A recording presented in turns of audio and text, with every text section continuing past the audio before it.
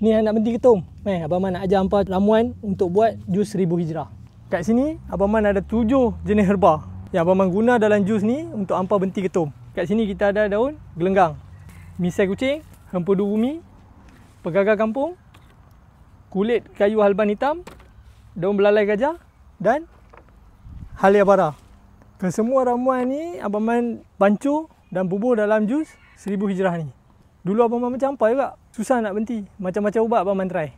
Tapi bila kita fikir-fikir balik, kita kembali kepada Tuhan, dia dah sediakan semua dah. Tinggal kita nak kaji dan kita nak faham je. Untuk memudahkan kerja hampa, Abang Man dah cari dah semua, dah bancuh dan jadikan satu jus. Inilah dia, jus 1000 hijrah. Untuk kembalikan tenaga dalaman yang hampa hilang semasa hampa minum ketum dulu. Dah tak payah dah hampa nak minum sehari 3 kali ketum. 2 botol, 3 botol tak payah. Hampa hanya amalkan ni saja. Okey, sekarang ni mai sini. Abang Man nak tunjuk kat hampa macam mana Abang Man rebus semua tadi, yang bahan-bahan kita tadi. Okey, ni bahan-bahan yang kita 7 bahan yang kita guna tadi. Masukkan semua.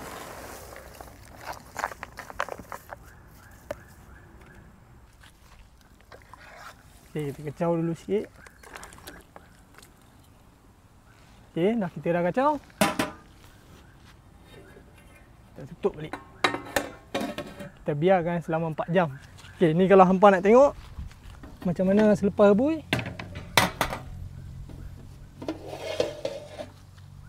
Okey, macam ni. Ini selepas Abang Man dah tapis dah semua. Kita dah tapis dah rebus tadi.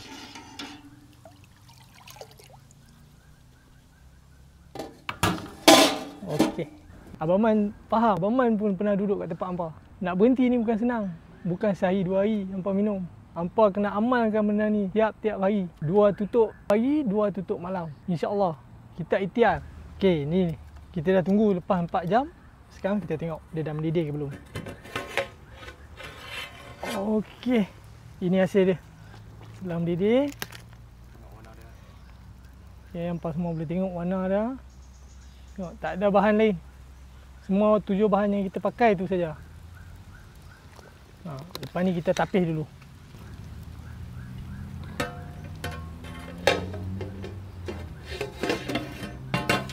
Okey, ni semua dah selesai. Kita tutup dulu api.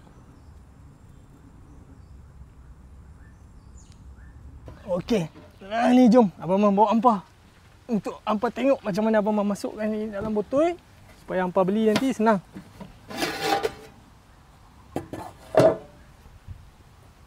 Okey ni, Abang Man tunjuk hampa ni. Tengok. Kita punya barang